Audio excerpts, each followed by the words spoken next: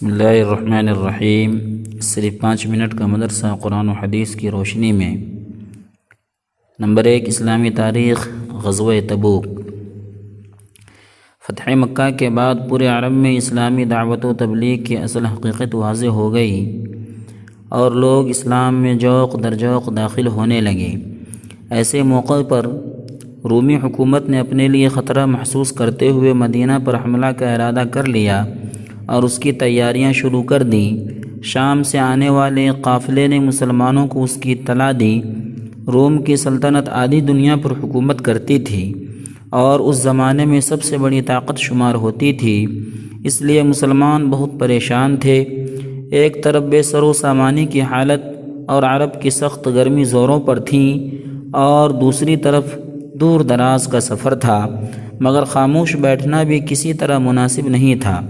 چنانچہ رسول اللہ صلی اللہ علیہ وسلم نے جنگ کی تیاری کا اعلان کر دیا اور ماہ رجب سن 9 ہجری میں 30,000 کے لشکر کو لے کر آپ صلی اللہ علیہ وسلم تبوک کے لیے روانہ ہوئے۔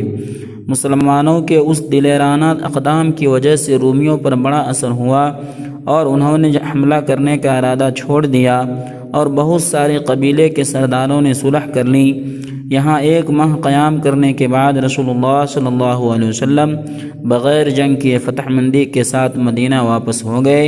یہ آپ صلی اللہ علیہ وسلم کی زندگی کا آخری غزوہ تھا۔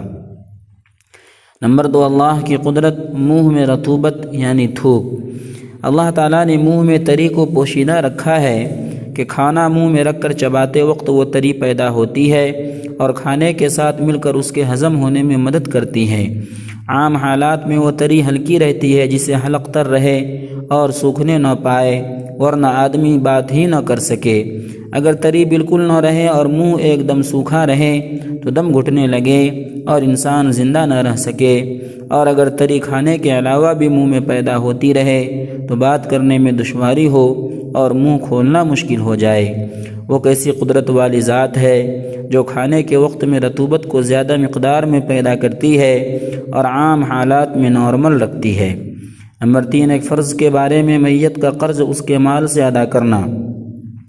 حضرت علی رضی اللہ عنہ فرماتے ہیں کہ رسول اللہ صلی اللہ علیہ وسلم نے قرض کو وصیت سے پہلے ادا کروایا، حالانکہ تم لوگ قرآن میں وصیت کا تذکرہ قرض سے پہلے پڑھتے ہو۔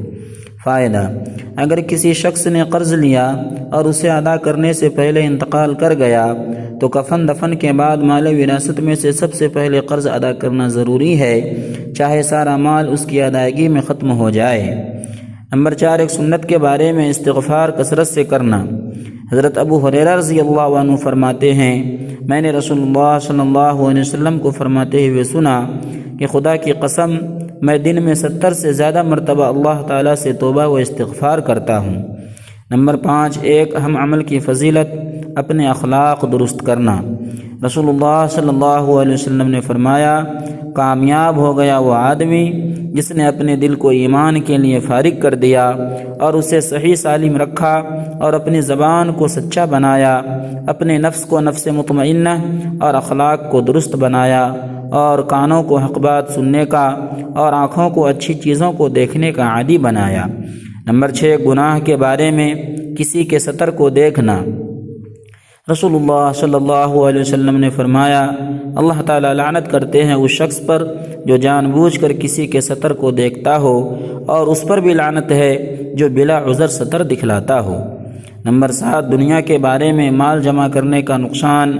رسول اللہ صلی اللہ علیہ وسلم نے فرمایا، تم مال و دولت جمع نہ کرو کیونکہ اس کی وجہ سے تم دنیا کی طرف مائل ہو جاؤ گے۔ نمبر 8، آخرت کے بارے میں پرہیزگاروں کی نعمت۔ قرآن میں اللہ تعالیٰ فرماتا ہے، قیامت کے دن پرہیزگار لوگ جنت کے سایوں میں اور چشموں میں اور پسندیدہ میووں میں ہوں گے۔ ان سے کہا جائے گا، اپنے نیک اعمال کے بدلے میں خوب مزے سے کھاؤ پیو، ہم نیک لوگوں کو ایسا ہی بدلہ دیا کرتے ہیں۔ اس دن جھٹلانے والوں کے لیے بڑی خرابی ہوگی۔ نمبر 9، طب نبوی سے علاج، مسواک کے فوائد۔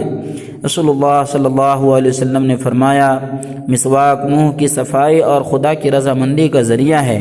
خلاصہ: علامہ ابن قیم رحمۃ اللہ علیہ مسواک کے فوائد میں لکھتے ہیں، یہ دانتوں میں چمک اور مسوڑوں میں مضبوطی پیدا کرتی ہے، اس سے منہ کی بدبو ختم ہو جاتی ہے اور دماغ پاک و صاف ہو جاتا ہے۔ یہ بلغم کو کاٹتی ہے، نگاہ کو تیز کرتی ہے اور آواز کو صاف کرتی ہے۔ نمبر 10، قرآن کی نصیحت۔ قرآن میں اللہ تعالیٰ فرماتا ہے، اے ایمان والو، اللہ تعالیٰ کا خوب ذکر کیا کرو اور صبح و شام اس کی پاکی بیان کیا کرو۔ اللہ تعالیٰ ہم سبوں کو ان پڑھی ہوئی حدیثوں پر عمل کی توفیق عطا فرماوے، آمین۔